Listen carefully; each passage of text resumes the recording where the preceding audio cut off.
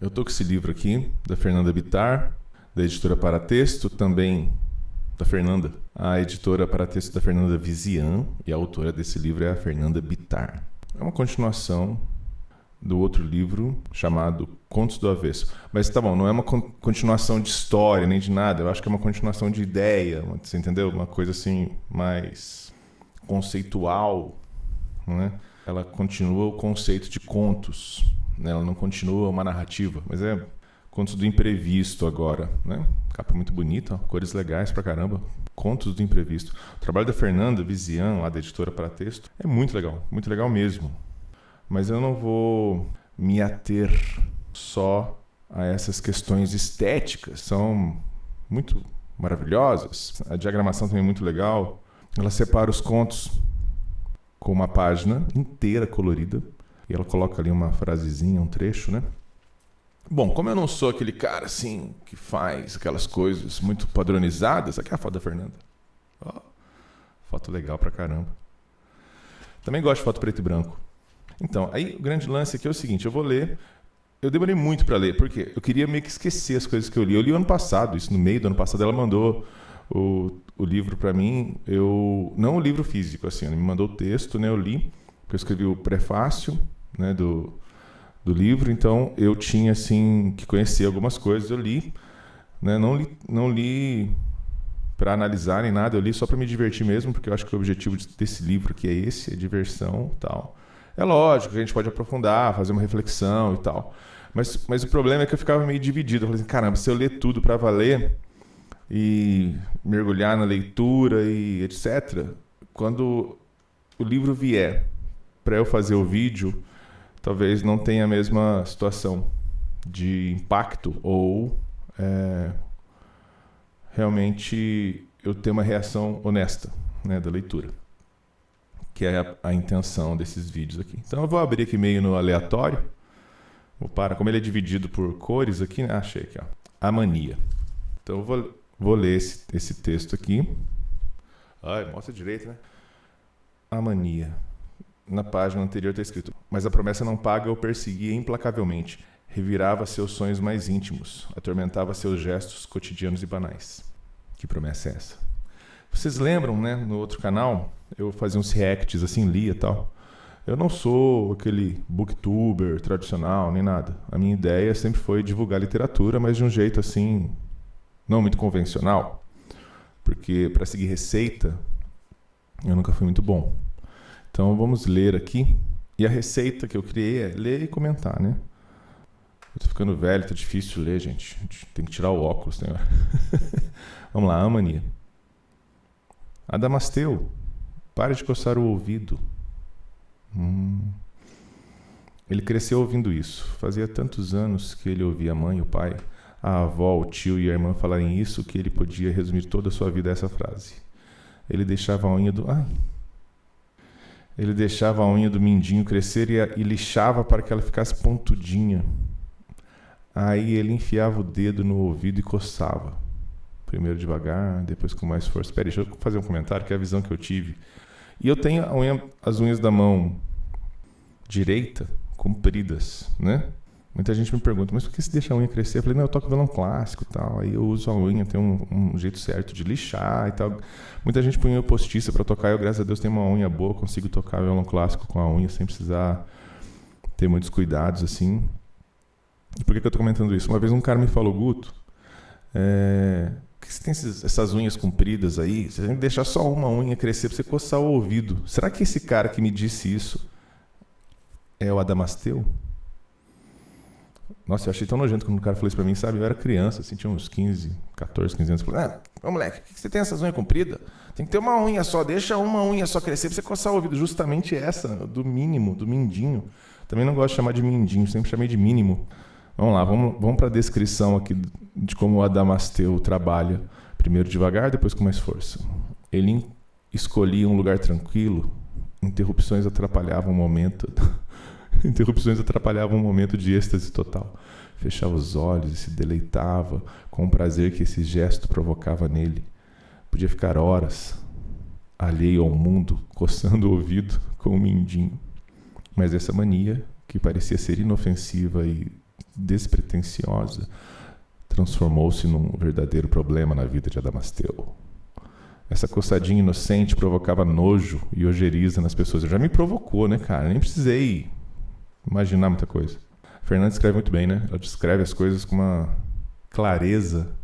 Eu gosto porque ela não fica, sabe, assim, preocupado com a forma, tipo, olha como eu escrevo bem, olha como eu domino as palavras, olha como a minha sintaxe é diferente, olha como eu sou foda. Ela não é assim, ela é direta, ela é simples, objetiva e faz você mergulhar na história, na situação, né, na descrição. Muito bom, cara. Gosto muito dela. Na verdade, não ligava muito para os comentários alheios sobre sua mania. Na adolescência, isso lhe incomodava, e na vida adulta, ele tentou escondê-la. Quem não conhece, de novo, né, eu acho que eu já fiz esse comentário num outro vídeo, mas quem não conhece uma Adamasteu, né, uma pessoa que tem manias talvez não muito convencionais, nojentas até, e que te traz aí algum problema, né? Eu acho que é isso que vai acontecer, né? Na adolescência isso lhe incomodava e na vida adulta ele tentou escondê-la. Ao longo de sua vida consultou todo tipo de especialista e tomou vários remédios. Pelo amor de Deus, levou na benzedeira, fez trabalho, foi na missa, no culto, curado a doença. Às vezes a mania vira um toque, né? Tem que tomar cuidado, né? Eu não vou citar nomes aqui, mas eu tenho 3 nomes aqui de pessoas que eu conheço que eu podia encaixar nessa história aqui do Adamasteu. Outra coisa que fez foi mergulhar nos estudos, na esperança de se ocupar e esquecer o vício. No dia da formatura, depois de pegar o diploma, ele correu para o banheiro e passou um tempão coçando o ouvido. Quase perdeu o baile dos formandos. Eu vou tentar ser o máximo politicamente incorreto possível, porque hoje em dia a gente vive uma época que tem gente que vai ler isso aqui e falar assim, nossa, eu me senti ofendido com essa coisa, porque eu sou assim, né? Hoje em dia a ofensa, né, virou uma coisa que dá lucro para alguns, né? Você se ofende, processa e ganha dinheiro em cima, mas é bom até falar sobre isso, porque, por exemplo, literatura vale tudo. Eu aceito tudo na literatura, aceito tudo. Eu não tenho problema, porque é um meio da gente simular a realidade. Tá bom, mas a literatura é uma imitação da realidade, né? Mimese, aquelas coisas, Aristóteles, blá, blá, blá. Não é isso que eu estou falando. Eu acho que também tem isso também, mas eu estou dizendo assim, que na literatura que me é apresentada às vezes, eu posso simular uma situação que na vida real seria crime. Seria uma coisa horrorosa, pavorosa, mas a gente pode simular essa situação na literatura para gerar uma reflexão, né? Você vê como é... Cara, eu acho muito louco. Eu não sei se todo mundo, quando lê... Eu vou parar de ler aqui, porque eu quero que vocês comprem o livro da Fernanda e... O conto é curtinho, tem 2 páginas, 3 páginas. Como eu falei, ela tem uma capacidade muito boa de envolver a gente na leitura. O ritmo, a música dela, né? Quando ela escreve, ela tem uma rítmica, uma fluência, né? É muito musical. Eu falo isso porque eu sou músico, vocês sabem. Então, eu percebo, assim, um ritmo bom. Ela não se perde, né? As frases têm um tamanho bom. Dá pra ler, assim, sem se perder naquela frase gigantesca, né? Que tem hora que a gente lê uma frase, a gente nem lembra mais onde começou aquilo. Mas ela não, ela consegue manter um ritmo bom de escrita aqui. Tem música nas palavras que ela escolhe. Uma troca cruel, mas justa. É a frase que ilustra o conto aqui. Cara, isso é muito legal. Essa ideia é muito boa. Vou mostrar aqui. É que eu não fico nessa onda de ficar mostrando o livro, que eu acho isso muito, muito comum. Então vamos ler e comentar sobre, que eu acho que é o mais interessante, né? Reflexo. Eu arrumava minha gravata no espelho da sala e, pelo reflexo, eu via mamãe.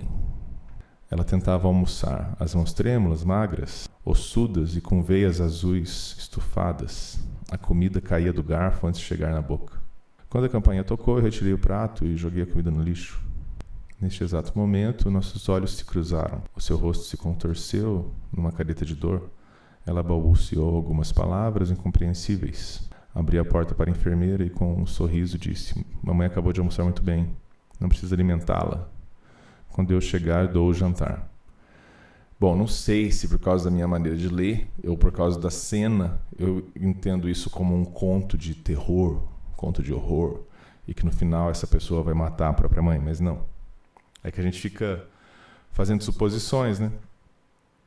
Talvez seja uma coisa super bonita, uma relação de mãe e filha, mãe e filho, não sei ainda se... arrumada pra gravata é homem, né? O Guto, você é um burro. Presta atenção, se o cara arruma gravata, é homem. Se bem que hoje pode ser uma moça arrumando a gravata também, não sei. Gravata não é uma coisa exclusiva masculina. Mas, nesse caso aqui, vamos imaginar isso, que ela escolheu a palavra gravata para indicar que o personagem é um homem, né? Um filho. Então vamos lá. Você vê como é que é legal? Eu sempre falei isso nos outros vídeos que eu fiz no passado sobre indicações que a leitura nos dá e que às vezes passam em branco, né? E que eu estou lendo aqui, mas como eu falei, eu fico pensando assim, quem que é essa pessoa, onde é que ela está, por que ele descreveu a mão. Quando descreve aqui, ó, as mãos trêmulas, magras, ossudas, com veias azuis estufadas, já imagina uma senhora de idade, né? A comida caía do garfo antes de chegar na boca, né? Será que a mãe está com mal de Parkinson, está com alguma doença? O que está acontecendo? Então a gente já fica imaginando, né? E quando ele fala assim, mamãe acabou de almoçar muito bem, será que almoçou mesmo? Joguei a comida no lixo, então ela não comeu tudo. Então, assim, algumas coisas, alguns sinais, né? A Fernanda vai nos dando para a gente começar a montar esse quebra-cabeça. Então, para mim, aqui é uma situação já complicada no sentido da relação da mãe com o filho ali, né? Não sei se o filho gosta da mãe, não sei, tá me deixando assim curioso com... É esse momento que eu acho interessante do escritor, né? Quando ele joga assim umas situações para a gente ler e criar essa curiosidade, para tá bom, mas o que está acontecendo? Por que o cara mentiu? Né? Porque ele mentiu aqui, né? Mamãe acabou de almoçar muito bem. Não precisa dar comida para ela. Mas você jogou o resto de comida fora? Ela só vai comer agora quando você chegar à noite, na hora do jantar, né? Então já começa a aparecer assim umas situações onde você fica, caramba, o que está acontecendo, né? E tem que seguir com a leitura para saber. Ela me seguia com o olhar. Eu parti satisfeito, com uma sensação de poder deliciosa que me embriagava a alma, bêbado de prazer, mas de um jeito negativo, né? Porque você está entendendo como é que isso aqui vai mexendo comigo? Falou assim, caramba, o cara teve prazer em falar para a enfermeira que a mãe comeu muito bem, não precisa dar comida. Ele vai deixar a mãe com fome a tarde toda. Bêbado de prazer, trabalhei a tarde toda. Atendia sorridente meus clientes e fechei excelentes negócios. Os elogios caíam sobre mim como uma luva. O olhar de admiração dos outros era estonteante. Era o reflexo do meu talento e da minha dedicação, o meu merecido sucesso. É um ótimo profissional e um ser humano incrível. E ainda cuida da mãe doente, olha para você ver. Minha alma jubilava. Quando eu voltei para casa, encontrei-a na frente da televisão. Ela parece enfraquecida, fiz um chazinho, ela tentou me dizer alguma coisa, mas não entendi, disse a enfermeira. Eu já estou quase na metade do conto, então eu já vou parar por aqui. Agora eu fico bêbado de prazer, não vou falar mais nada. Se vira aí, mano. Compra o livro aí e lê. Mas assim, vamos comentar, né? É interessante isso daqui, ó. Eu como leitor, né? Como eu disse, eu não quero fazer nada assim. Não, eu sou um booktuber, mega crítico, profissional. Não é isso, a questão é essa. A questão, eu sempre leio e fico analisando as situações, né? Como um leitor comum que sou, eu já ia ficar extremamente curioso com essas cenas que ela monta, né? Com essa cena que ela montou do filho arrumando gravata, percebendo a mãe já de idade, não fala, não tem diálogo entre eles, ele só conversa com a enfermeira, é uma situação para mim muito complicada. É uma situação onde a mãe doente, né, tá sujeita às vontades do filho ali. Isso, né? É um negócio difícil isso, né? Eu nem trabalharia. Se eu fosse um cara rico, assim, que pudesse só cuidar da minha mãe numa situação dessa, eu vou ficar ali com ela. É que às vezes a gente precisa trabalhar, né? Não dá, mas minha mãe tá no fim da vida, minha mãe tá doente, não consegue comer, eu ia pôr comida na boca dela. É minha mãe, pô, né? Pelo menos eu como filho, mas isso é uma coisa muito pessoal também, né? Então eu já fico incomodado com isso, com essa cena aqui que a Fernanda montou, né? Do cara se arrumando, colocando uma roupa bonita, uma gravata, né? Vou trabalhar, fica aí. Achei complicado. Mente para a enfermeira, não, só dou comida quando eu chegar. A gente não sabe o que está acontecendo, não sabe da relação, não sabe do passado. Então eu, como leitor, fico curioso, quero ler. Para onde que vai isso, né? O que está acontecendo aqui, meu Deus do céu? E daí ele gosta dessa maldade. É uma maldade que ele fez, gente. A gente tem que entender as entrelinhas, né? Ele fez uma maldade com a mãe dele, jogou a comida fora, não deixou ela comer tudo, não deu comida para ela estava com dificuldade para comer. Mente para a enfermeira. Daí chega lá, todo mundo elogia, não, eu cuido da minha mãe. Caramba, será que esse cara está usando a mãe só para fazer um marketing pessoal melhor, né? Para todo mundo elogiar, falando, não, esse cara é demais, olha, um homem, né? Elogiável, meu Deus, olha só. Mas a gente não sabe, né? Então aqui tem uma série de coisas que eu fico curioso. Por que a relação é péssima? Então eu quero terminar de ler para entender por que a relação é péssima. Por que ele faz essa maldade com a mãe dele? Não é possível, cara. É sua mãe. Então tem uma coisa aqui que eu quero compreender. E isso movimenta a gente para frente. A gente quer continuar lendo, né? E a Fernanda fez isso muito bem. Bom, o vídeo já está meio grande e eu só li 2 continhos maravilhosos. Mas eu falo continho, mas com carinho. Não é continho menosprezando a qualidade da escritora, né? Que no Brasil a gente usa muito diminutivo no Brasil com essa coisa do carinho. Às vezes não, às vezes a gente fala no diminutivo para desmerecer, para diminuir mesmo, mas aqui não, aqui é carinhoso. Que livrinho bonitinho, né? Não é um feio arrumadinho também não. Então tenho que deixar claro, porque as pessoas são maldosas na internet. Então, o que eu preciso dizer aqui? Os contos são curtos, não são microcontos, mas são contos pequenos. E ela, de novo, nesse livro, ela consegue manter aquela situação real das histórias, né? São coisas que a gente se imagina, são coisas que a gente vê em cada esquina, né? Eu já falei disso também no outro vídeo. Mas a relação humana é muito parecida em qualquer lugar do mundo, no meu ponto de vista, tá? E aqui ela consegue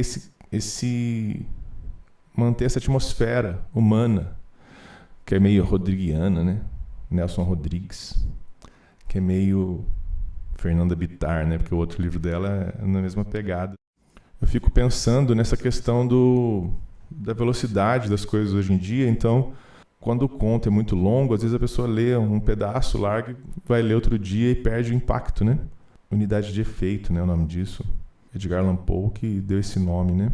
Unidade de efeitos. Só que eu vou conferir aqui na internet. Às vezes a minha memória me trai. Uma narrativa deve ser breve o suficiente para que possa ser lida em uma única assentada. De outra forma, os estímulos externos do mundo interfeririam na leitura. Agora imagina hoje, com celular, com televisão, a gente fraciona muito o nosso tempo. E a Fernanda, ela consegue uma unidade de efeito muito boa. Eu tive até que tomar cuidado aqui na leitura, porque se eu acelero a leitura e vou lendo sem comentar, eu já ia partir para o final da leitura. E esse livro é ótimo por causa disso, porque é um livro que você vai ler no ponto de ônibus, na viagem entre uma estação e outra de metrô, e os contos são muito bons por causa disso, porque eles são rápidos, eles têm uma profundidade muito boa, tem 2, 3 camadas ali, 3, 4 coisas que você pode refletir sobre, né?